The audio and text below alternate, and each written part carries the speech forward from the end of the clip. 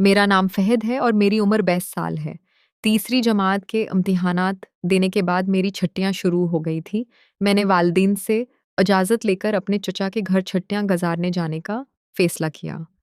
चचा की शादी अभी सिर्फ़ 15 दिन पहले हुई थी, इसलिए वालिदैन मुझे उनके घर जाने से मना कर रहे थे। लेकिन मैं कई सालों से चचा के घर नहीं गया था और मेरी ख्वाहिश थी कि उनसे मुलाकात करूँ। इतवार के दिन वालिदैन मुझे चचा के घर छोड़ने आई। जब हम पहुंचे तो घर के बाहर ताला लगा हुआ था। इब्तिदा में हमने सोचा कि चचा और चची कहीं बाहर घूमने गए होंगे, लेकिन चचा को फ़ोन किया तो पता चला कि वो दोनों खरीदारी के लिए गए हैं और वापस आने में कुछ देर लगेगी। हम बाहर इंतज़ार करने लगे। तकरीबन 2 घंटे बाद चचा और चची वापस आए, उनसे बाहर मुलाकात की और मैं घर के अंदर दाखिल हुआ। चची ने अपना सिर ढाँप रखा था और वो जाके बाइक पर चुपकर बैठी हुई थी। जब वो अपने चेहरे का पर्दा हटाती है, नज़र उन पर भाई। और मैं पहली बार अपनी बच्ची को देख रहा था और मैंने कभी नहीं सोचा था कि चचा जान की इतनी हसीन औरत से शादी की होगी। वो वाक़ई खूबसूरत और दिलकश थी।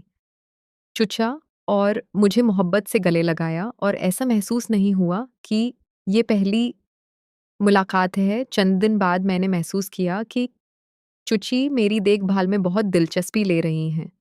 वो मेरी हर ज़रूरत का ख़्याल में सोच रहा था कि छुट्टियाँ खुशगवार गुज़रेगी। लेकिन मुझे ये अंदाज़ा नहीं था कि ये छुट्टियाँ मेरी ज़िंदगी में एक ऐसा मोड़ लाएगी, तो सब कुछ बदल देगा। उसी दिन सुबह उठा, तो देखा चुचा अपना बैग पैक कर रही हैं। मैंने पूछा, "आप इतनी सुबह कहाँ जा रहे हैं?" चुचा ने कहा कि उन्हें काम के सिलसिले में 2 माह के लिए दूसरे शहर जाना है। मैं हैरान रह गया, क्योंकि अभी तो मैं उनके साथ सिर्फ़ 2 दिन का था। चुचा ने कहा, "ये मौका मेरे लिए बहुत अहम है। अगर नहीं मालूम तो बहुत नुकसान होगा।" मैंने कुछ ना कहा और चुचा को गाड़ी तक पहुँचाने में मदद की।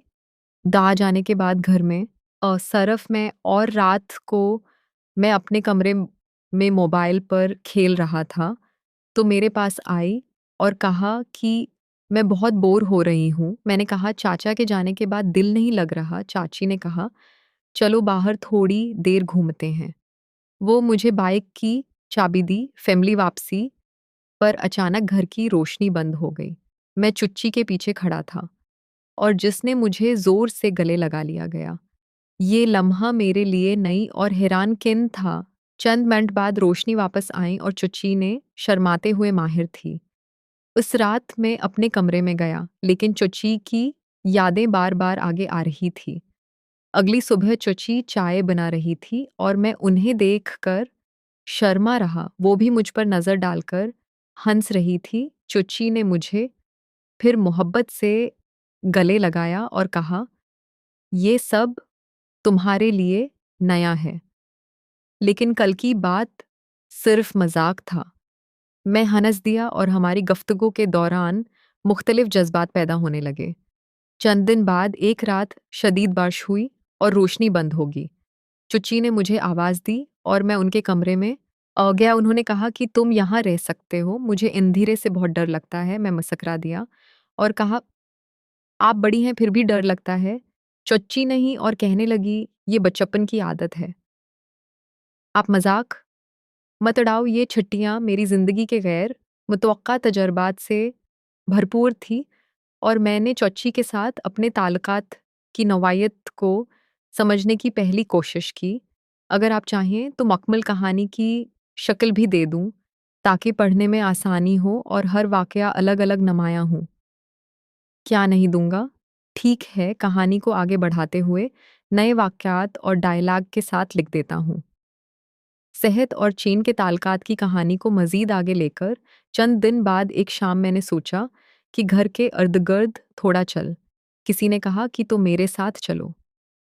बाहर की हुआ, अच्छी लग रही हैं। मैंने हल्के से हाँ कहा और हम दोनों बाहर निकले और मैं पीछे बैठ गया। रास्ते में हूँ, हंसे और छोटे-छोटे किस्से सुनाए। मैंने महसूस किया कि जी की बातों में एक अनोखा मज़ा है जो मुझे पहले कभी से नहीं मिला था।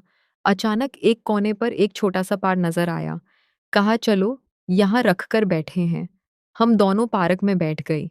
उसने मुझे बताया कि वो शादी के बाद भी अपने खानदान से दूर होने पर तब भी कभी उदास हो जाती है और उन्हें घर की याद आती है। मैंने कहा आपके लिए अगर कुछ भी करना हो, तो मैं हाज़िर हूँ। मैं मुस्कुराई और कहा शुक्रिया फ़हद, तुम बहुत ख़्याल रखने वाले लगते हो।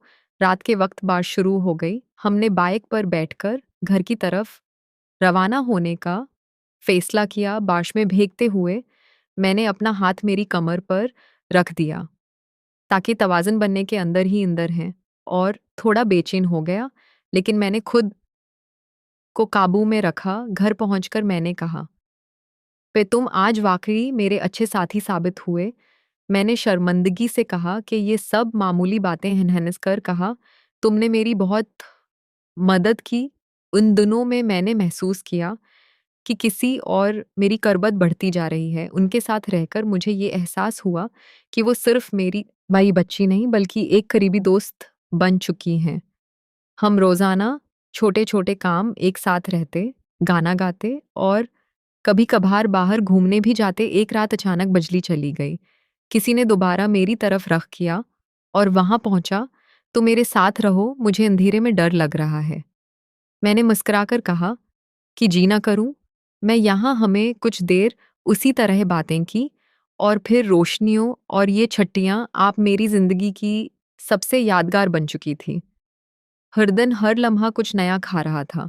मैं जान चुका था कि ये तजर्बात मुझे सिर्फ तफरीह नहीं दे रहे, बल्कि इस आज भी दिखा रहे हैं। चंद चुच्चा की मौजूदगी में घर में खामोशी छा गई थी। एक रात में अपने कमरे में बैठा, मोबाइल पर खेल रहा था कि अचानक बच्चे ने दरवाज़ा खटखटाया। मैंने कहा, ऐसी क्या बात है? वो थोड़ी घबराकर अंदर आई और बोली, बात मुझे वाक़ई बहुत डर लग रहा है। क्या आप मेरे साथ बैठ सकते हैं?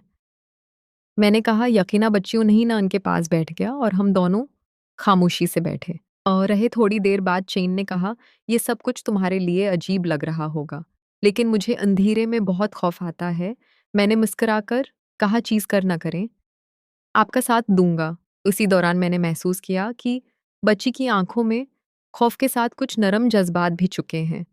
वो मेरी तरफ देखकर हमें और बोली, तुम वाकई बहुत अच्छे लगते हो। मैनेजर करते हुए कहा कि ये सब मामूली बातें हैं।